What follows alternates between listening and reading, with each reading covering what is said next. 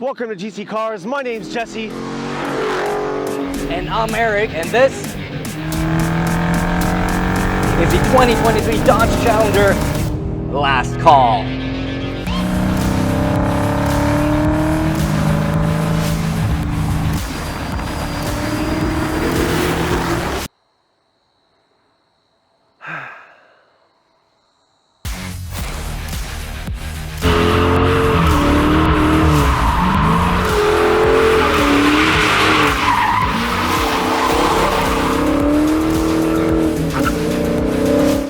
Eric wants to have all the fun, like always. I'll just read the pamphlet by myself.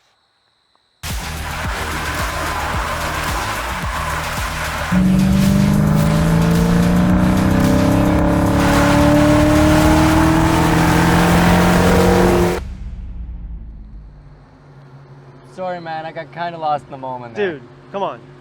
I've been standing here like 20 minutes. What? I can't hear you. Can't hear you, buddy. Say hello and goodbye to the Dodge Challenger. For just like its Chevy rival, the Challenger meets the end of the road after the current model year thanks to ever-tightening emissions regulations. In a way, this muscle car truly is a blast from the past, not only thanks to its massive 6.4-liter naturally aspirated V8, but also due to its age. This generation of the Challenger was introduced as a concept all the way back in 2005. As a reference, that means I was 6 years old when the original Challenger for this generation was unveiled. But we're out on the road, we got a V8, we got a manual transmission. Should we launch it in this wet weather now? So we'll see. We'll see how it goes. Yeah, I did that purposefully, by the way. Oh, I see smoke. Oh my god, yes, let's go! Oh. So, this launch control, like, this is more fun. This is more fun. Like, I didn't want launch control. It takes the control out of the launch control. Exactly, I wanted to just have wheel spin city. Oh yeah. I don't know, I might have only said it 1,000 or 2,000 times, but God, I love V8s, dude. This is the last call of the V8s. This is the last call. Well, Camaro's dead, Challenger's dead, Charger's dead, TRX is dead. I'm dead. Hopefully not after today. Find out. It's a Challenger in the rain. We'll see. But, yeah, only the Mustang remains. Stay tuned for a new Mustang review later. Oh, yeah. Oh. Yeah, my muscles are tight. Woo! So, let's start a little bit about this car in general. So, starting off with the engine. 6.4. Naturally 485. 6.4 liter V8, 485 horsepower, 475 pound-feet of torque sent to the rear wheels through a 6-speed manual. I think it's good for 4.3? Yes, 4.3 seconds to 100 kilometers, well, not 60 miles an hour, pretty much the same thing, according to Car and Driver. Which, yes, it's not a Hellcat, but, you know, honestly, like, I don't really care that much. It's also not a 4-cylinder Mercedes. I looked up the last 3 cars we've had. This has more horsepower and more displacement than the last 3 combined. There you Just go. want to point that out. Whoa. If you didn't get my joke, I was jabbing Mercedes Oh my god. C63. Oh, I didn't get that one. That was a good one, actually. Yeah. There's no replacement for displacement, boys. Oh, a little movement. I love this thing. So as I'm entering the manic phase of my existence, as Will Smith would say, that one puckered up my butthole. Oh, excuse me. It's just, I'm so glad we didn't miss out on this. I'm so glad. We had 2 days with this car, that's it. We had 2 days because, like, Dodge wanted to make sure that as many people can drive this before it's gone. And we're not famous enough. No. We're not. That's why we have it midweek in the rain, which isn't optimal. But this is yeah, this is more fun than the Miata. Slide. Wow, the sounds alone. Tiny. I was talking to him on the way here that, like, this car's fast, but it's not so fast compared to some of the EVs we've had, but there's just something different. Yeah, you get the sound and your seats are vibrating. And Yeah, like pretty much all the EVs we've had were faster than this and more violent in the They ride. make you sick to your stomach. Yeah, but this is just Fun. it's just stupid, hilarious, over the top idiocracy in all the right ways. But okay, I gotta calm myself down here. I'm kind of getting lost in the moment, as I do. But talk about the HEMI V8. We had the HEMI V8 in the Ram, that was the 5.7, and in the Grand Cherokee. Now, I was reviewing the Grand Cherokee, but you noticed the Grand Cherokee. We didn't really like them. Like They didn't make sense. They made little horsepower, and the Ram was a little better, to be fair, but the fuel consumption was terrible. This 6.4 liter is the first Hemi where I'm like, yeah, this is pretty amazing. Tons of horsepower, revs to like 6,500, not super high, but still plenty to rev it out. It builds that power, so you want to rev it up all the way to the red line. It just sounds glorious. No valve exhaust, by the way, so sorry for my neighbors for that 11 p.m. start on a weekend. But it sounds great. I think it has more character than I think it's the LT4, the 6.2 liter in the Camaro, which is an amazing engine by itself. This makes more horsepower than both the Mustang Coyote and the Camaro right now. I still prefer the Mustang's Coyote because it revs a little higher and has a bit more character. That being said,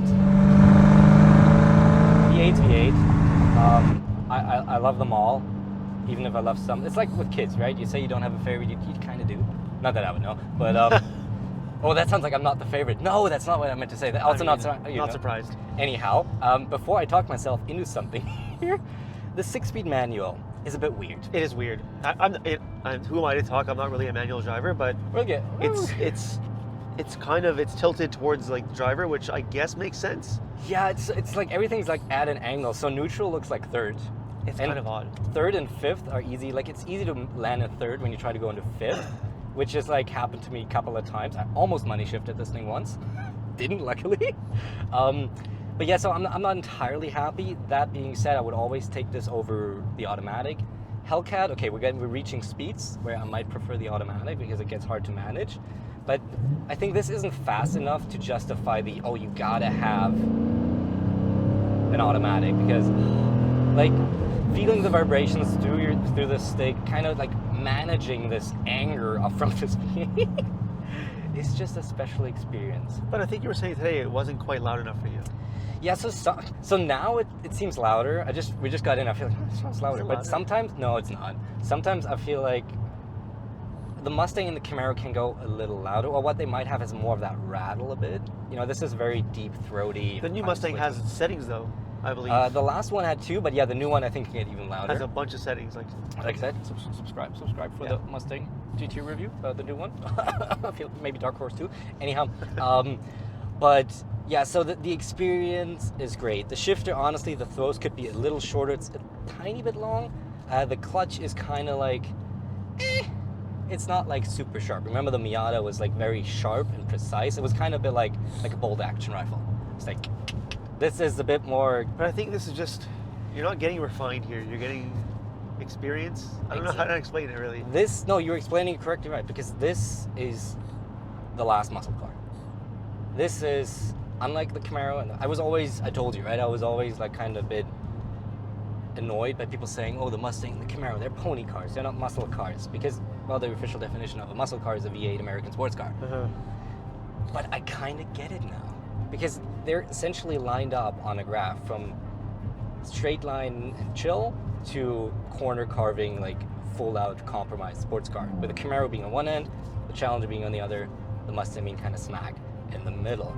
This one, especially as a white body, as you just saw, this can't handle corners, but it does sketch out a little bit. It likes to lose You feel the limit traction. being approached. Yes, it's not like the Camaro where you just trust that thing and you know you can throw it at corners at ungodly speeds. This doesn't do that, but This is also a bigger vehicle. it is bigger. It's 500 pounds heavy, it's 10 inches longer, it is wider, it is taller, it's corner. Where's my handle? Here we go. What was I saying? I was saying, yeah, so this, Pony car. this is like a classic muscle car. It's not meant to take corners. It is not really meant to be that engaging sports car, which is fine. Because for many people, like if you live in the middle of Idaho or Kansas, or even most of Ontario, everything's straight. Yep. Like, I can't corner carve. I don't have a local racetrack, but this I can just send, and it's just an experience, and it is fun, and it is... To be honest, the way I would describe this car is, it is what it is. It's not trying to be anything, it just is what it is. And there's nothing on the market like this. No. And, well, if you're looking for an upscale interior, you're looking for all these... Yeah, this is not it. No, this is not your BMW M4, which kind of has, like, isolation, and, you know, it's like, oh, I got my massaging seats. Actually, I don't think that has massage. Oh, yeah, slide. Yeah, slide. I mean, I was surprised that this thing had ventilated seats. Yeah, we have ventilated seats, heated seats. They're actually very comfy. The interior is... It's okay. Like, it's comfy. Once you start touching it, kind of is like here the leather separates a little bit. Yeah, that's quality isn't. That looks like a defect, to be honest. Yeah, quality isn't amazing. I'm very comfy though. Definitely more comfy than the Camaro. We have a trunk and a backseat we can actually The Camaro was like use. a coffin. It was like kind of like a coffin. So no, this is the old school muscle car. This is the closest you'll get to the old, like to the 1970s Challengers and Chargers and all the other big American V8 sports cars from the past. And so what do you do when you don't want to do a 3-point turn? so you just put a traction control.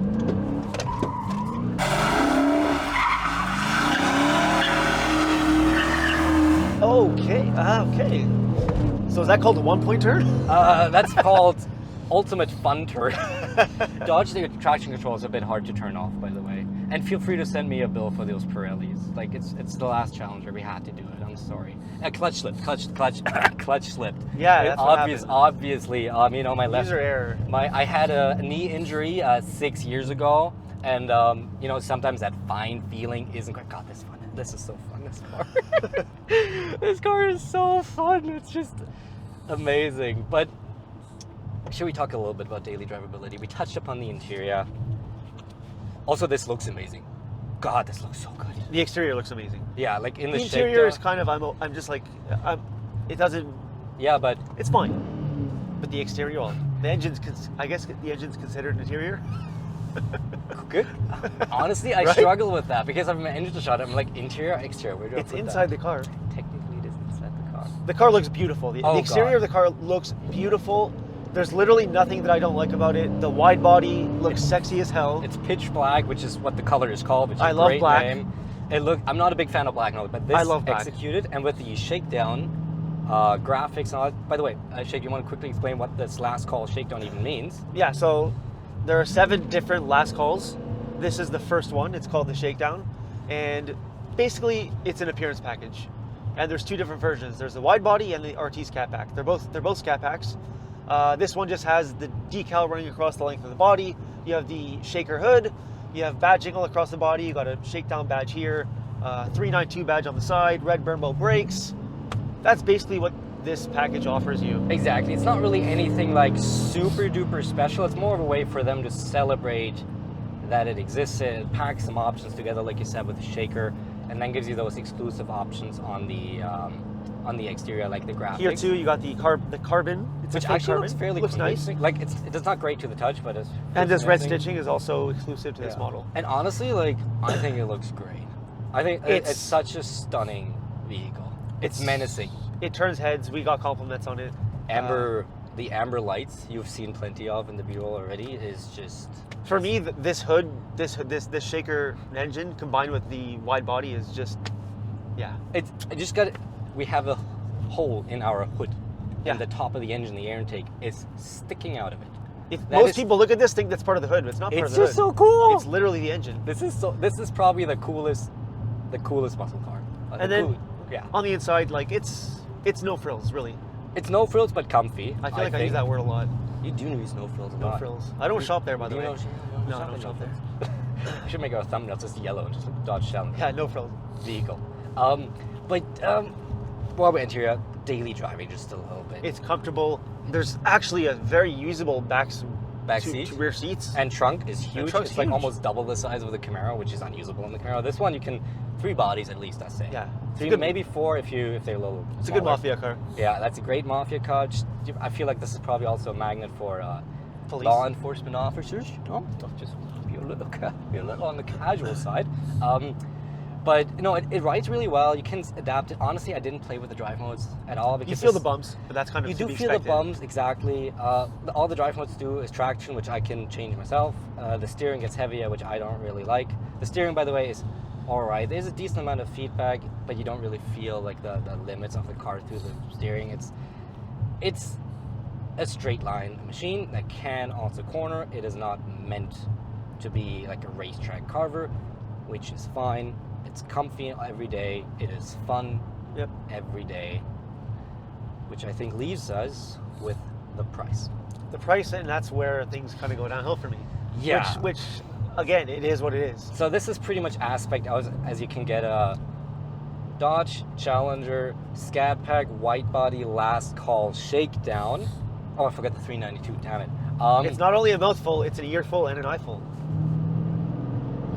So that's about as spec'd out. I wasn't in the right gear. I should have downshifted. But just over 85,500.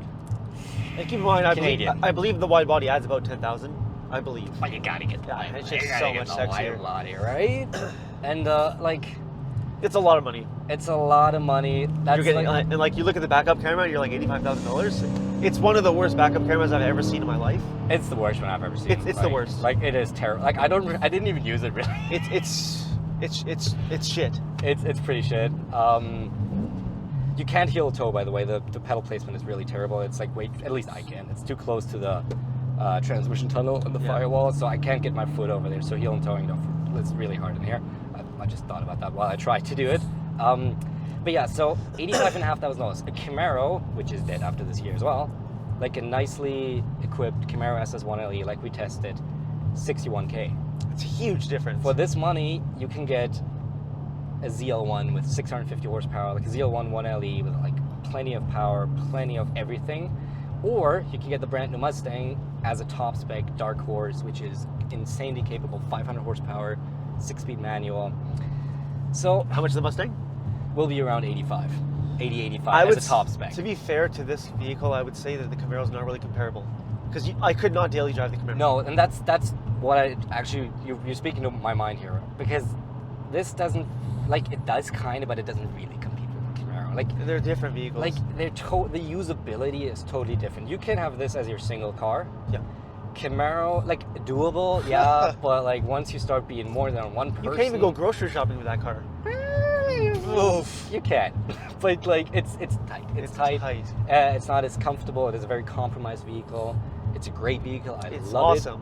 it. But this is much more daily drivable, and it's a totally different focus. It's the only muscle car that, for a couple more months, exists, and that's where I'm like, you know what? There's nothing like it on the market. It's either now or never. You're never going to get anything like this ever again. So either you pony up 85K, or you don't. Which comes back to my point. It is what it is. It is what It is what it is, And man. what it is This.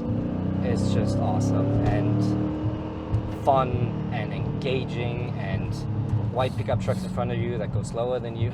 It's just I love this car. Dodge, freaking fantastic job. I'm glad we got to drive before it's gone, and maybe one day we'll take a spin in a Hellcat or something. Oof. Just to get another look. Anyhow, thank you so much for watching. If you guys enjoyed the video, as always, like we say every single time, hit the bell, subscribe. We're dropping a new video every single week. So much fun stuff coming. Mustang, the all-new Mustang is coming. We got Raptor R. AMGs, Raptor R, off-road stuff is coming. Like, we got it all, guys. Subscribe, hit the bell. We'll see you next one. Thanks and goodbye. Peace.